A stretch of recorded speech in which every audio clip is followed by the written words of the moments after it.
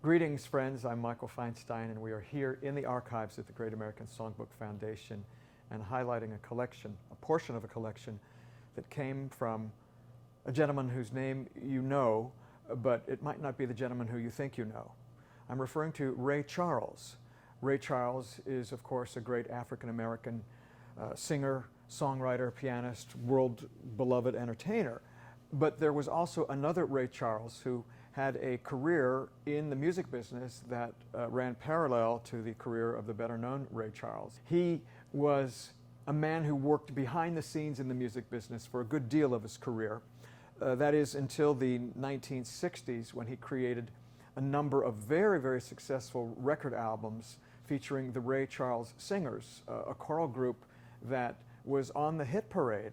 And so Ray Charles went from being a guy who worked behind the scenes doing arrangements for television shows and record sessions in Broadway and Hollywood to becoming a bit of a celebrity himself. He also was a great musicologist and a collector of musical artifacts, and we are very grateful to have his collection because it is a beautiful collection of sheet music and scores, and then his own career.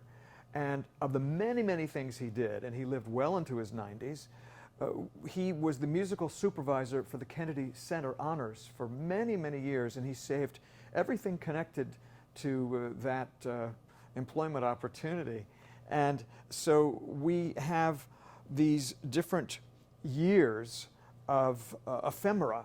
And when I say ephemera, he saved the scripts for the different Kennedy Center Honors. He would save the rehearsal schedules. He saved his backstage pass for the Kennedy Center.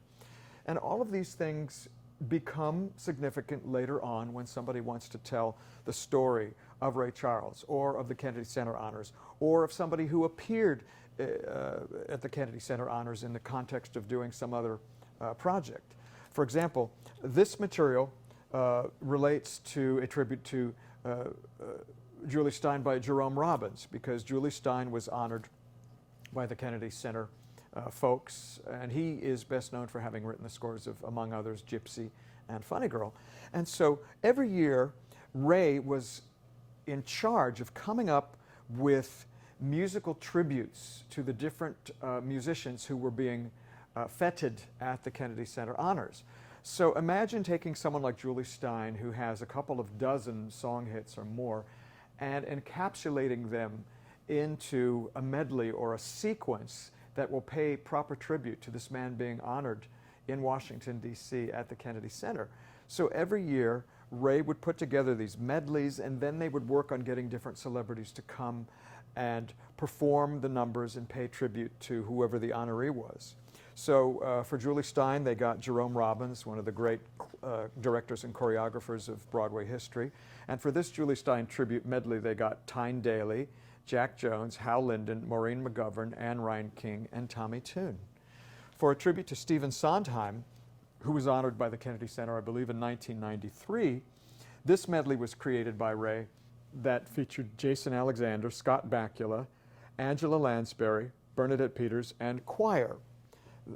They were all performers who had been in or originated roles in Sondheim shows. And this has rehearsal schedules, it has the timings of the different numbers, and it shows what they cut or what they changed. A little night music, dance, Patrick Swayze. So all of these things show the process of what was originally conceived by Ray Charles, what was changed, what was extended, what was cut. This is a memo that Ray typed himself, listing all of the shows and songs written by Stephen Sondheim, and he would go through this multi-page document and choose what he was going to include in his medley to try and capture the essence of this great man. This is interesting material too, because it pays tribute to Marion Williams, a pioneer in the field of gospel music, of whom I know relatively little.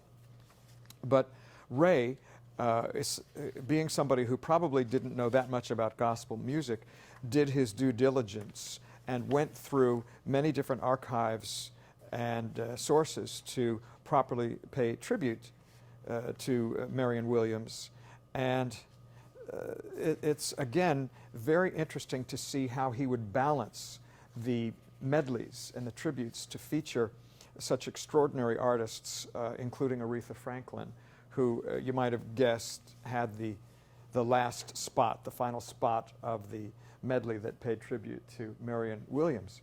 So not only did Ray have to think about the musical value of what he was doing in the context of the honors, but he also had to deal with egos. Because if Ms. Franklin was not the one to sing the last song at the end, there would have been fireworks, and I don't mean the kind on 4th of July. So there are all those other considerations when one is a musical arranger.